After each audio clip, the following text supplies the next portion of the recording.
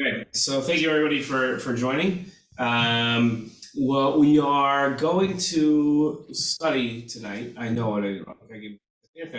What we are going to study, there we go, is is the idea of a little controversial. I have to say, but a little controversial about whether or not the early Zionists, meaning the people that were in the land then of British Mandate Palestine, were they considered terrorists or not? Right? That's the question. You'd say like, why in the world would we ask such a question? It's a fairly reasonable question, considering that the world likes to throw the term around and the accusation around that these people were in fact terrorists. Okay, and who are we talking about? So we're talking about members of the Irgun, of Lehi, of different the movements outside the Haganah. Generally, the Haganah gets a pass on this. Not always, but they do for the most part. So that's what we're going to be talking about. And the reason why this is controversial is because in our lecture series until this point, what we've basically been looking at are the ideas behind Zion. Right, that's what we've essentially been looking at, the ideas behind Zionism and some of the early controversies with or debates within Zionism. So that's where discussion to a different level. This is asking not about the foundations of Zionism, but really about the morality of Zionism and where and not I don't like to say on the defensive, but really answering a fundamental question about Zionism, which is it's morally, was it on the right side of history, especially in looking at how others have said that it's not. So that's where we're going with this. We on the basics of Zionism. I think the last 4 weeks we could tackle some more difficult and challenging problems. Okay. Again, I want to stress that this is not a monologue, right? This should not just be me talking. This should be with you have questions and comments, please don't hesitate to throw them in. So before we begin, I'll open up the floor. Does anybody have something that they'd like to say there on this topic that we have? Let's get moving here. Okay, so the question that really a lot of people ask is, what's the difference between Palestinians, right, who Zionists regularly accuse of being terrorists and terrorist supporters, and early Zionists who used violence to fight the British and the state of Israel, right? It seems to me a lot of people like to make the equivalency argument that look, when we didn't have our own land and we were not free, we utilized violence to win freedom. We fought against the British. We killed British soldiers. We regularly fought. We weren't just fighting in self-defense. We had offensive actions against the British. That was one of the tools that we used in the Zionist fight for our own state, and it was successful. The British at a certain point made a calculation that it was not worth keeping on to the British Mandate of Palestine, and the reason why they came to that decision, and this is obvious, is not a matter of dispute. It wasn't that they had seen the light and realized that they shouldn't that they should no longer hold on to other people's lands, but rather it was because it was becoming too troublesome for them. The Jews and some of the Arabs were killing them, and they felt that it's best for them to leave. So we utilized violence, and our utilization of violence was successful. So the Palestinians today, they want their own land just as we wanted our own land, and what they're doing now is they're using violence to get the possession of their own land. So what's the difference between the two? That's the general question that is asked. Okay, good. Okay, so let's see if we get some answers. So the first question is, well, why do we care? I have to tell you, I'm a very big proponent of not defending Israel. Really? Yes, I heard somebody. I think somebody said really, and I'll explain why.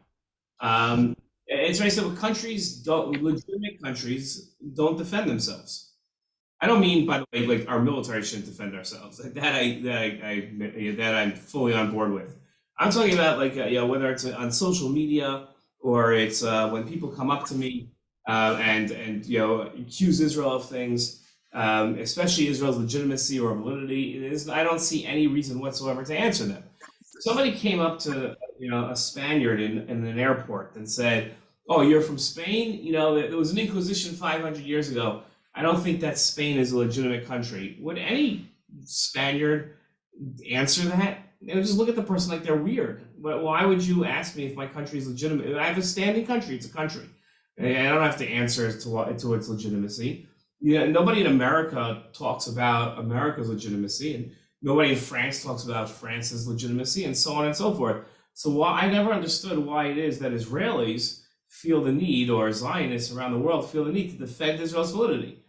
It's done. We're celebrating 75 years. We have one of the top countries in the area, top 10 countries in the area of our economy, of our military. We're top 10 in the world. We're top 10 in the world on the index of happiness. So why would we ever validate our enemies' claims that we're not a valid country?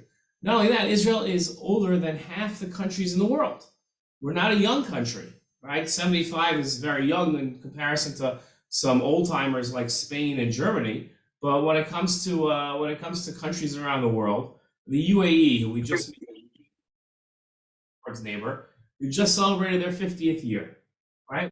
We're a third older than the UAE. So why would we ever, somebody makes an accusation against Israel, why even address it? Why lend it credence? That's my philosophy. And that's what I tell my students. I train students, people professionally, I train students to be prepared for the college campus. So one of the biggest areas that they want to be prepared for is how do you handle the anti-Israel hate on college campus? When somebody comes up or a professor comes up and says that Israel is not legitimate, how do you handle that? And my answer is very simple: ignore it. What any college professor says in a college classroom going to affect anyone here in Israel? No, not. No matter what goes on in college, it doesn't. Now, it doesn't make Jewish students feel uncomfortable. Yes, that doesn't mean that they have to address the accusation. It means that they have to do other things to increase their own security and confidence on campus, right? But that doesn't mean that they have to address the particular complaints, illegitimate complaints of somebody else. So the question with this is, we're early Zionist terrorists. So we're not answering the question so that we can, give me 1 second, Mark, sure, thanks. We're not answering the question in order that we can defend ourselves and stop the others from making this accusation. We're doing it because we need to understand, we need to know for sure that when we look in the mirror, that we can look back and confidence and security and say, no, I know that we are a moral country, right? Because if early Zionists were all immoral people and they were all terrorists and they were all violent, and we look at these people and admire them and put their pictures up on our wall and build us and name cities after them, so then we should be questioning our own morality. So I'm not answering this question. When people write to me on social media and say, you guys were a bunch of terrorists and we're just following you now. So I don't address that. I say terrorism is immoral. I say you were a terrorist also. I don't feel the need to defend it. Mark? Okay, a couple of things, Rabbi. So first of all, about answering the question concerning Israel's legitimacy. I'm not saying whether this is right or wrong, but one of the reasons why perhaps people feel the need to answer the question is because the question is prevalent. It's not like there's a world of people going up to Spaniards saying Spain is an illegitimate country. So like my mother said to me 55 years ago or so, we're a hated people. Okay, so the question is a prevalent question in the world. So that's one thing. The other point is that you said that what a college professor says, in an American college has no impact on Israel. And I would say that's not necessarily true, because he is talking to voters in the United States and those voters in the United States have an impact on the government of the United States, and the State Department, which is already, anti-Israel from the start, gets affected by the people who vote for the politicians in the United States and the representatives of those people in the United States, so that the college professors in the United States may not have an effect on Israel by what they say, tomorrow, but they could have an impact on what happens to Israel in the future. Points. In terms of the prevalency of the question, I think that we're adding fuel to the prevalency of the question. In other words, the questions, like your mom said, we are hated people, right? And people are always going to hate us. So the question is going to be prevalent. It's always going to be prevalent. The question is whether it's ever a valid question. And by us answering it, we're saying it's a valid question. So do I think that we're ever going to get to the level of the question is not going to be asked to the extent that it's not asked about Spain? No, it's always going to be asked. I think that furthers my point of why lend legitimacy to it. It's not going to matter, right? So for our own confidence, for our own dignity, we should not validate the question by addressing it. And it's true, the analogy might be different than Spain, but I think that we have to look at ourselves as Spain, where a Spaniard would say, why are you asking me that question? It's such a strange question. We are a country. And the fact remains, there is no vehicle today other than a nuclear weapon to end Israel.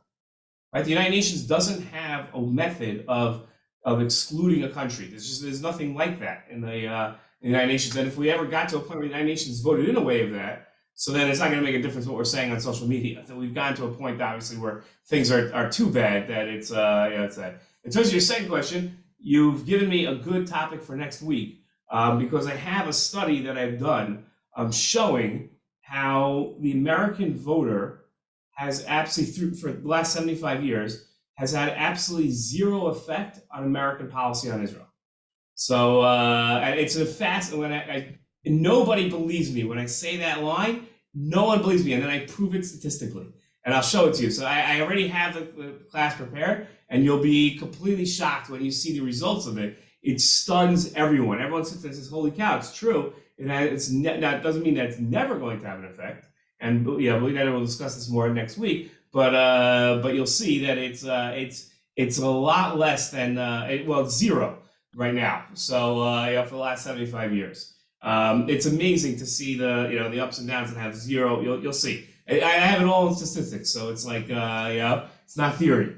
Okay, so let's go back to this question. I just wanted to explain why we're asking the question in the first place, and why the question has absolutely no bearing on what we say to anybody else, and we're not answering it for anybody else. Okay, so the question is this: early Zionists. So Menachem Begin, we know, probably the former Prime Minister of Israel, was the leader of the Irgun, which is a paramilitary force that existed before the founding of the state. We all know that it did not exist post the founding of the state. We're not going to get into that controversy. Okay.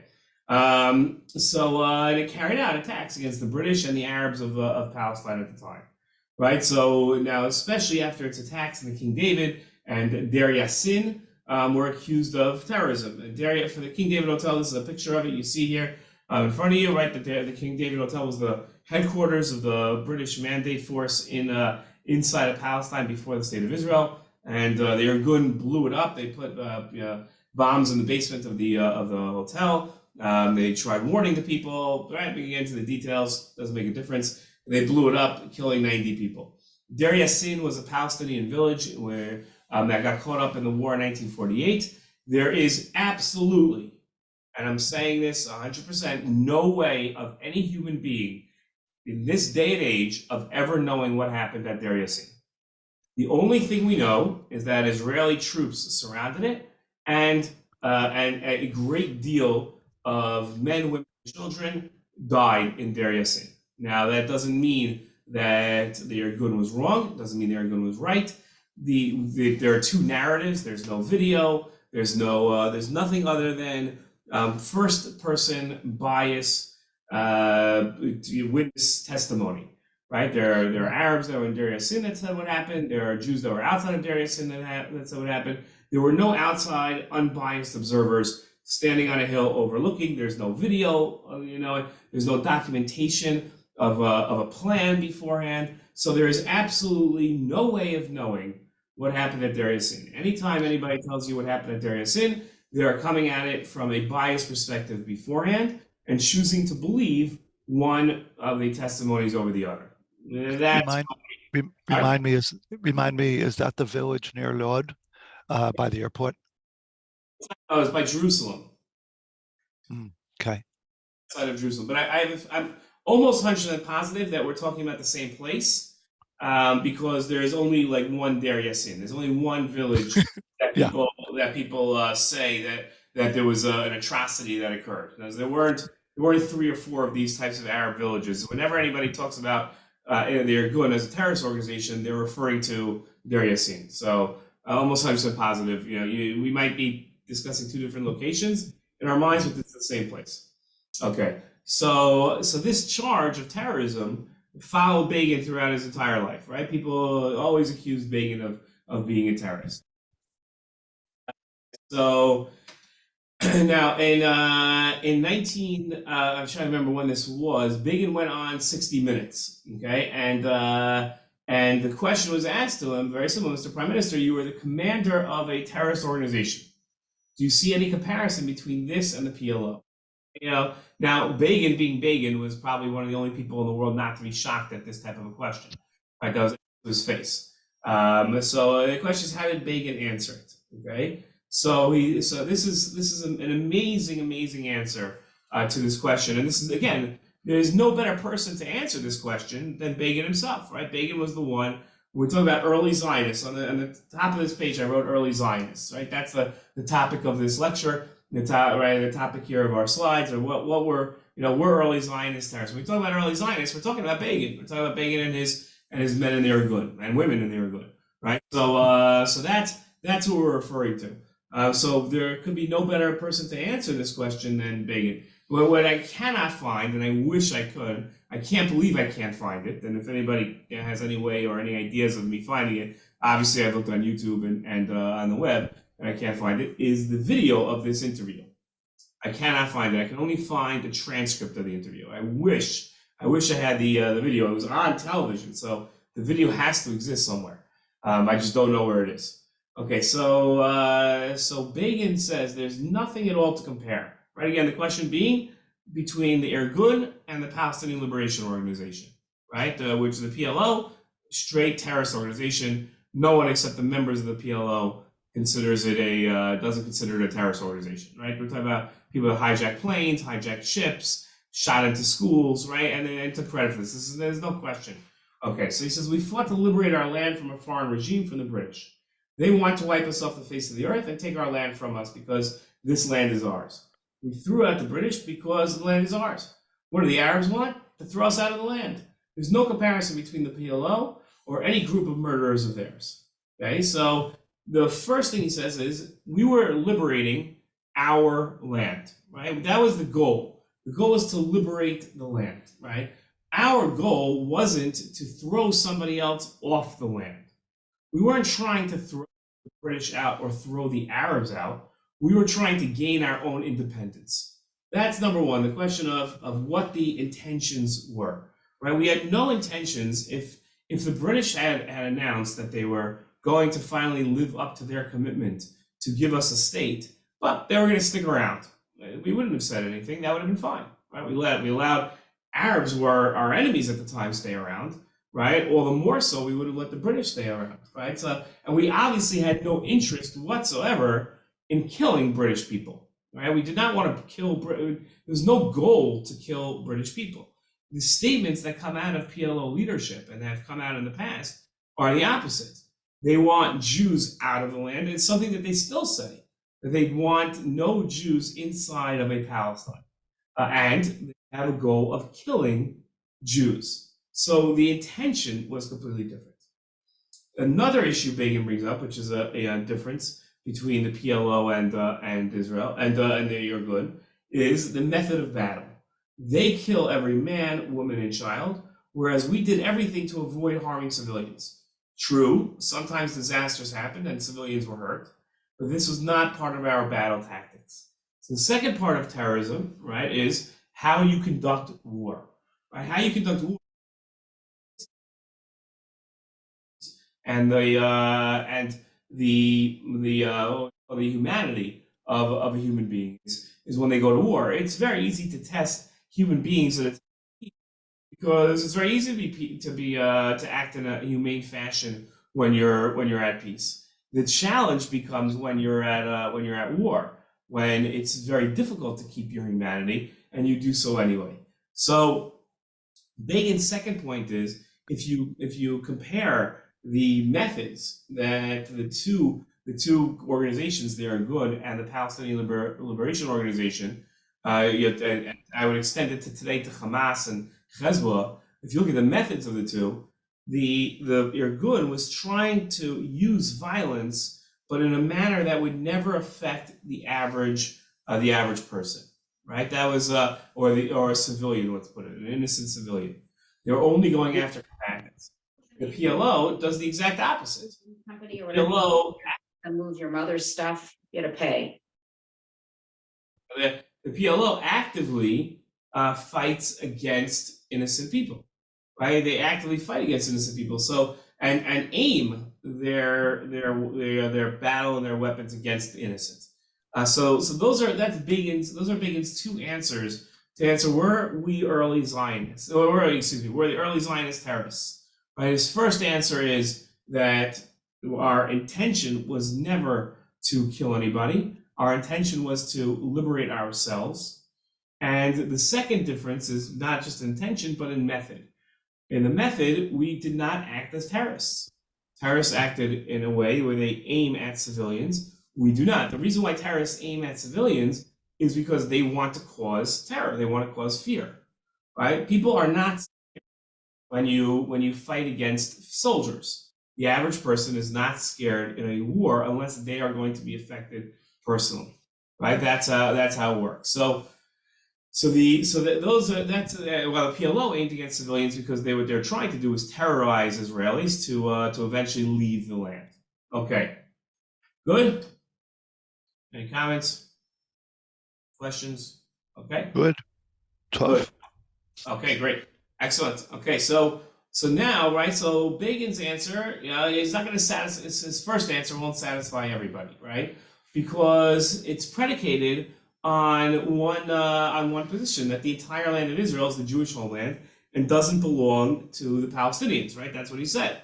He said that we were trying to liberate our land. Now, if you don't maintain and don't agree to the fact that this is our land, so then you're not going to agree to his answer, right? Therefore, Jews fighting for the land are fighting for their land, but Palestinians, we're maintaining in this answer, have no right to the land, and their efforts to fight the Jews isn't a fight for their land, but rather to throw the Jews out of the land.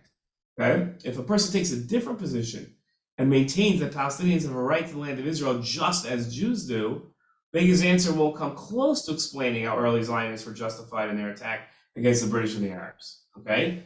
Now, very important to recognize, okay, that Zionists don't have to accept the premise of their enemies. Okay, that the land of Israel isn't theirs, and Palestinians do have a right to the land. Okay, that's a lot of times we sort of feel like, well, we have to acquiesce to the claims of our enemies and say, okay, maybe they do it. No, we don't have to say that. Zionists don't have to answer the charges of their enemies, is what we began our lecture with. And Begin's first answer is perfectly acceptable, right? If other people disagree with the Zionist position that the entire land belongs exclusively to the Jews, that doesn't obligate Zionists to change their position or entertain an opposite opinion. I don't have to say, well, according to those that maintain that this land is really Palestinian, then the following is true. I can just state my position, and that's perfectly fine, right? So, the Begin's first answer is perfectly acceptable to a Zionist. Okay, good. I hope that was easy to follow. Answer was addressed to Zionist opponents who would scoff at Begin's position that Jews fought for their land and Arabs fought to throw Zionists out of their land. Right? Begin's right. If you have there's the Zionist position that this land belongs to the Jews, so you will discount Begin's first answer.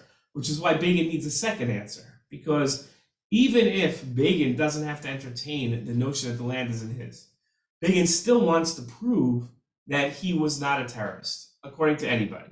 Okay? So he comes up with a second answer about focusing on Arab tactics of not taking prisoners and murdering everyone, irrespective of whether they're a woman, child, right? And so this was, right, this is directed at those who maintain that both Jews and Palestinians are justified in their cause, meaning that they're both freedom fighters, right? So he says that no, that's not true, because their Gun's code of only attacking those culpable of being threats to Jews is a contradistinction to the Arab ethos of killing any and all Jews, right? And that points to the biggest difference between Zionists and Palestinian fighters.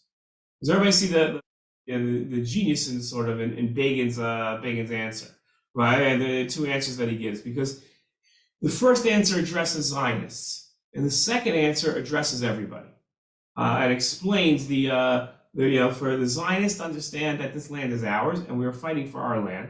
That's important for us to know, and it's important for everybody else to recognize the fact that tactics matter, that how you go about fighting makes a massive difference in terms of the legitimacy and the validity, and especially the morality of your cause.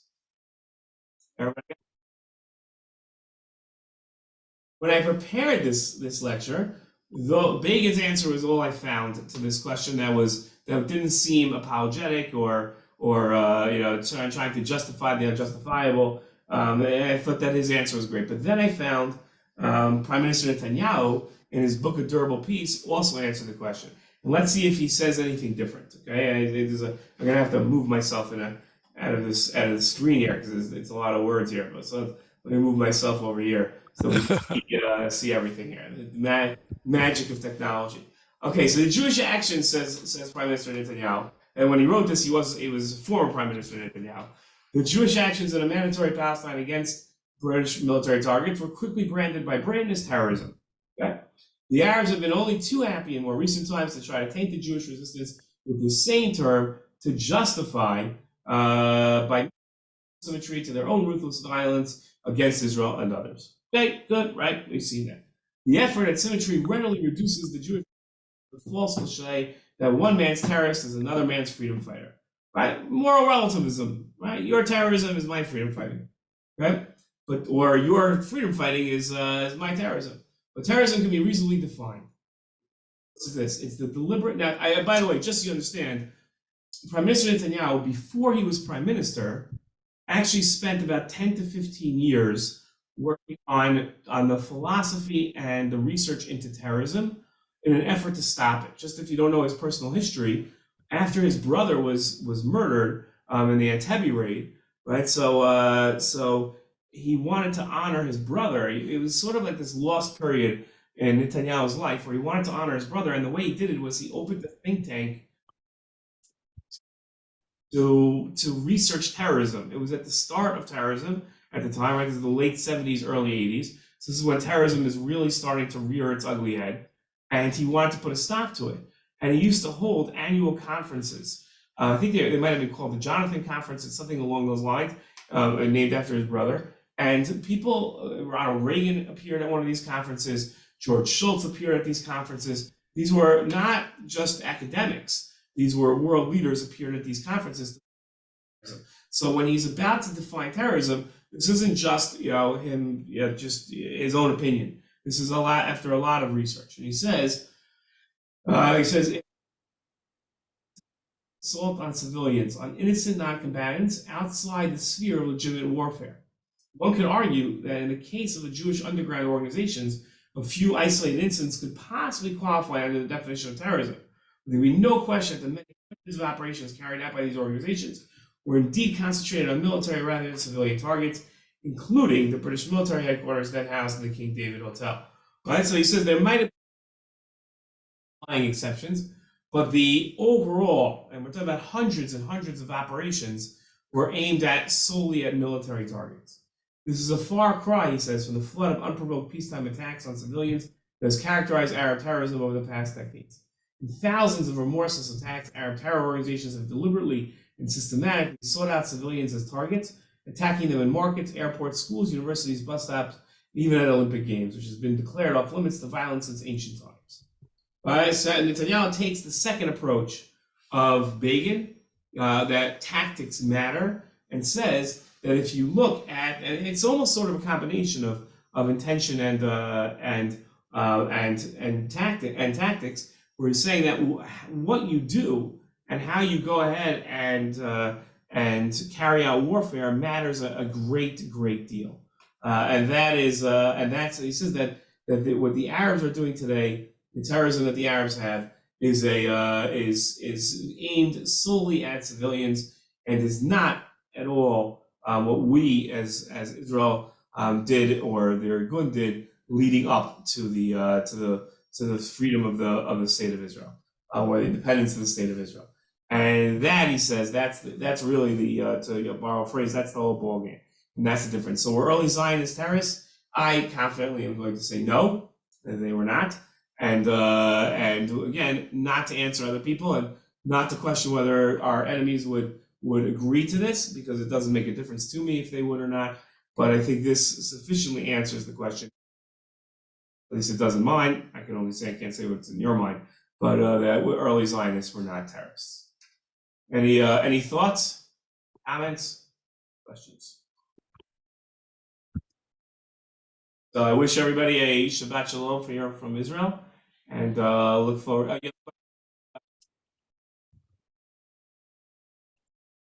How many more classes?